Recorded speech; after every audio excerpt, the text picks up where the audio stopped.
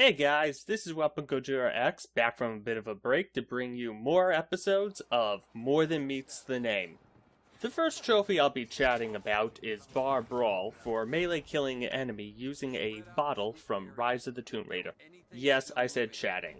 I just really wanted to not start a video using my usual go-to words of discussing or talking.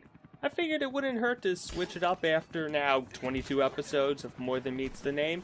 And chatting seems like an underused word these days, so I figured I'd try it out.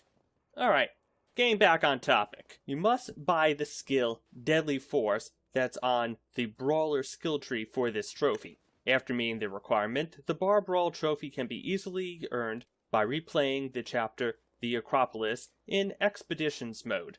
2 bottles are in the first area with enemies. Just grab a bottle and sneak up to an enemy and hit them from behind. Before I go any further, I hope none of you showed up because you misheard me and thought I was going to talk about a bar brawl, which I accidentally said before recording, or a bar crawl that took place in a video game. Those phrases do sound like bar brawl, especially if you're not fully paying attention when they're being said. This also brings up the question of, what's a bar brawl? Is that a formal dance party that takes place in a bar? Or when someone starts crying for whatever reason in a bar. Wow, never thought I'd derail myself again in my own video so quickly.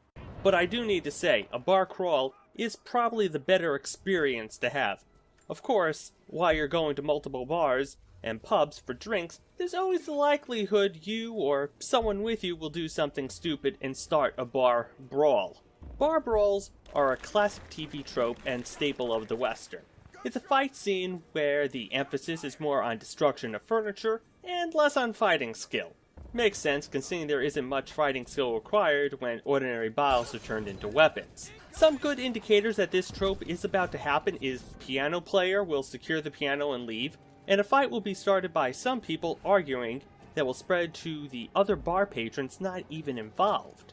If all this happens, and you're still not sure you're in a TV trope bar brawl, you'll know for sure you're in one if someone starts swinging from a chandelier, even if there weren't any there to start with. So, Lara Croft adds her own unique flair to this classic trope. She's keeping the basics of Bar Brawl 101 by using an ordinary bottle as a weapon. The only other key Bar Brawl weapon she isn't making use of is a chair. I can forgive this as I don't recall seeing any chairs in the game, and if there were any, the chairs weren't something you could have Lara interact with. If she did happen to use a chair in a fight, then she would have received the title Chairman of the Brawl. Yes, I know Lara should be called a chairperson or chairwoman, but the terminology used for someone using a chair during a bar brawl is Chairman of the Brawl, so that's what I'm sticking with. Anyway, the whole dynamic of the bar brawl is changed and escalated to a whole new level by the brutality and lethality Lara is bringing to it now. Typically, someone isn't stabbed in the neck with a broken bottle after said bottle was broken by smashing against their head. I was originally going to start my previous sentence with the word normally or usually, but in real life there's nothing normal or usual about the behavior of starting a fight while people are out enjoying some drinks at the bar with friends, or while trying to make new friends. But this is a video game, an interactive work of fiction we're talking about, where Lara must increase the lethality of the bar brawl trope when using it, because she's fighting to survive against and save innocent people from a paramilitary organization that murders and tortures innocent people to achieve their goals.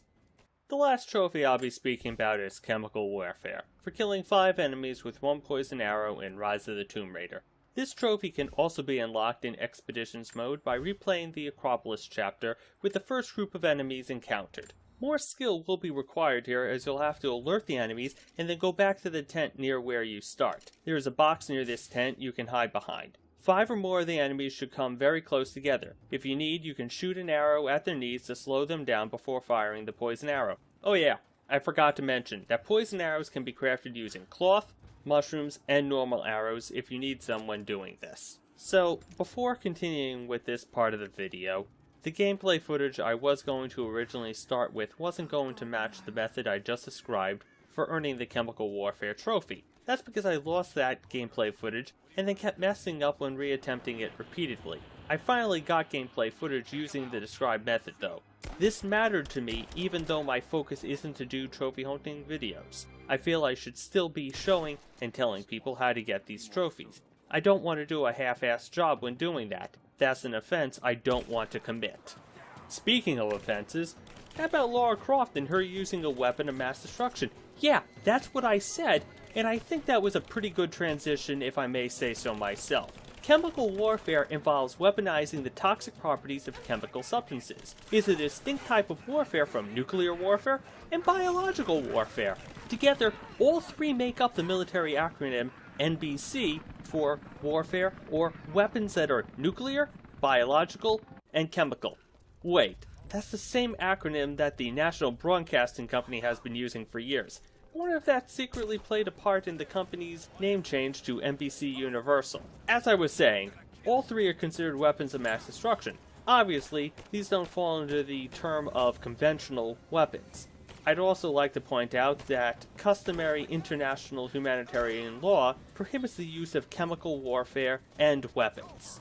Despite Lara probably violating the Geneva Conventions and other international humanitarian law that regulates the conduct of war, I can't help being impressed. She managed to create chemical weapons in the form of poison arrows by adding cloth and mushrooms to her regular arrows.